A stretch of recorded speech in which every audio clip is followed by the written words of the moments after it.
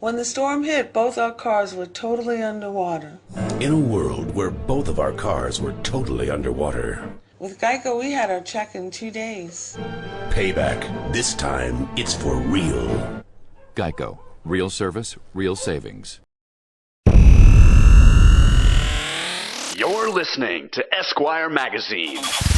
Audio on the go. In Search of America's Cheapest Car by Abram Sauer. Read by Kent Lepley.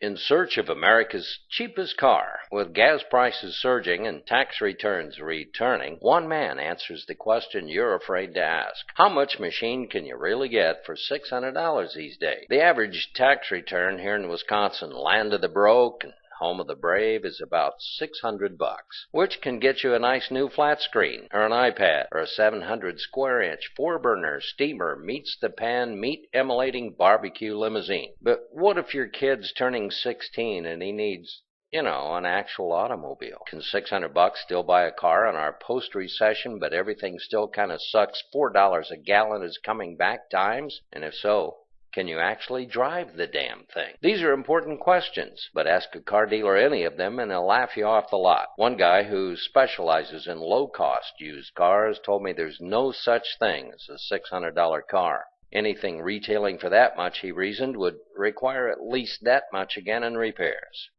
And Car Soup, which contracts with newspapers, is a new kind of classified section, offered only one car for sale anywhere near me at $600. A 1987 Mercury Grand Marquis LS described as not street safe and rusted beyond repair. All caps, it would appear, is the warranty of beater car shopping. And then, of course, there's Craigslist, whose ads for cheap automobiles are not unlike their ads for middle-aged divorcees. I'm not going to lie to you, and body is shot are recurring phrases. But hey, there were options. The variation of available vehicles for $600 is, shall we say, extreme. One ad shows a mangy-looking Chevy Corsica 500 with lots of play in the wheel. Another features a 94 Corolla that runs but has no acceleration. A 99 Olds Intrigue is listed as still drivable, despite requiring a new hood, bumper, and driver's side headlight due to it being in a recent accident. Also, the radiator has a leak. There's a 92 Chevy Cavalier convertible for $450, and the top actually works, except the windows don't. One man, apparently following the start high strategy of Craigslist salesmanship, is currently offering a rusty old Ford truck chassis for $500, or best offer, but just the chassis. He tells me there's been no interest yet, but he remains optimistic, and so do I.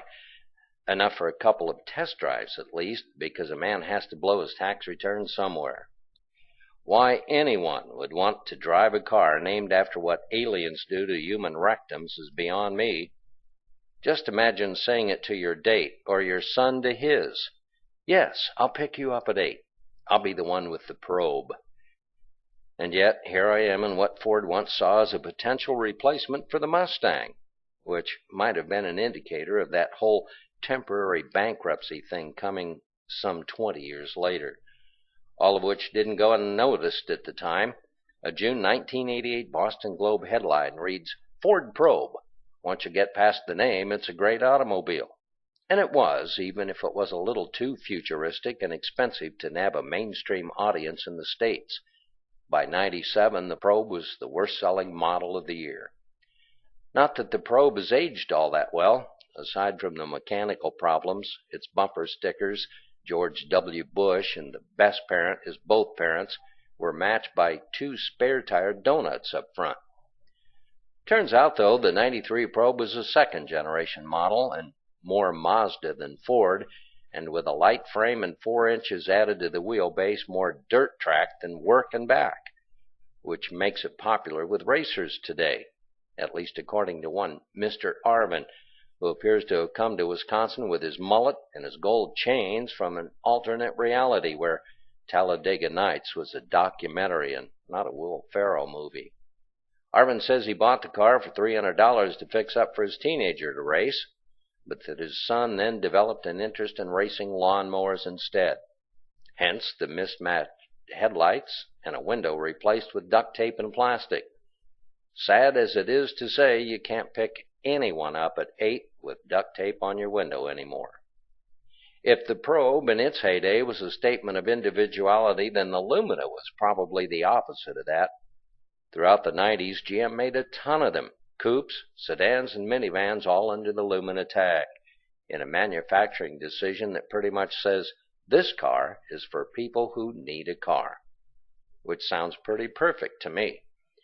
Even though it's one of the most common sub-$1,000 cars on the market, a car is pretty much what the Lumina is.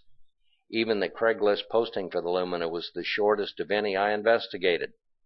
It had been my grandmother's, and it runs good but needs rear struts.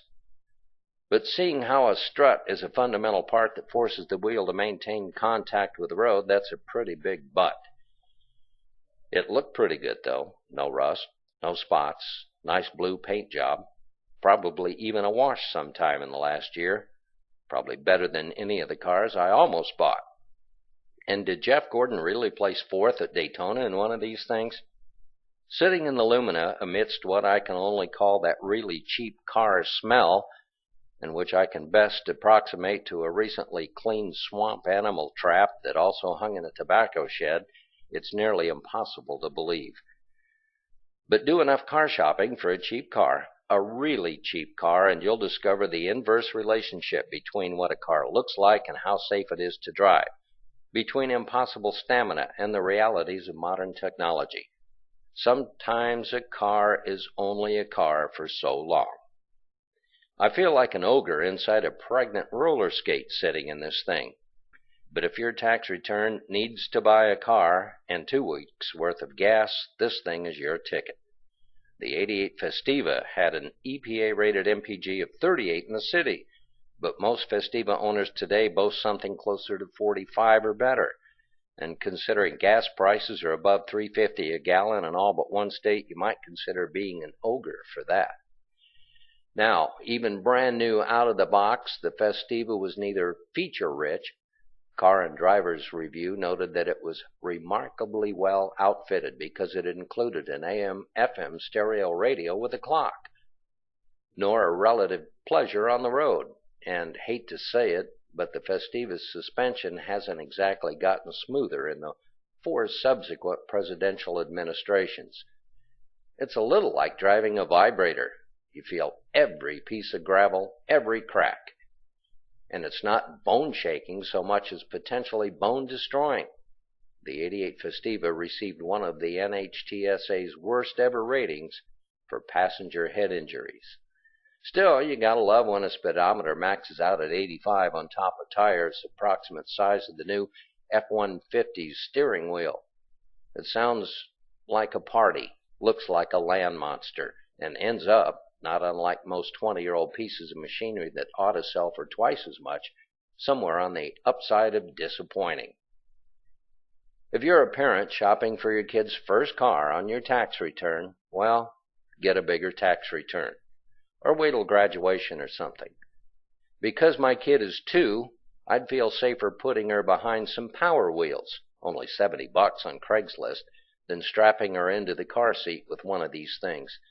I mean, the Probe was probably the safest of my 3.5 test drives, and that isn't saying much. And even putting money into new struts, I'd worry about all that back seat space inside the Lumina. One mention of that head injury report to my wife and the Festiva's gas mileage would insistently improve infinite, because it would never leave the garage. Contemplating all this on my drive back from a polite no thanks to the owner of the Chevy Lumina, I got passed in my 1997 Jeep Cherokee by a driver whose backseat passenger was, in fact, the entire crumpled back end of his car. My first reaction was to wonder how much he wanted for it. You're listening to Esquire Magazine. Audio on the go.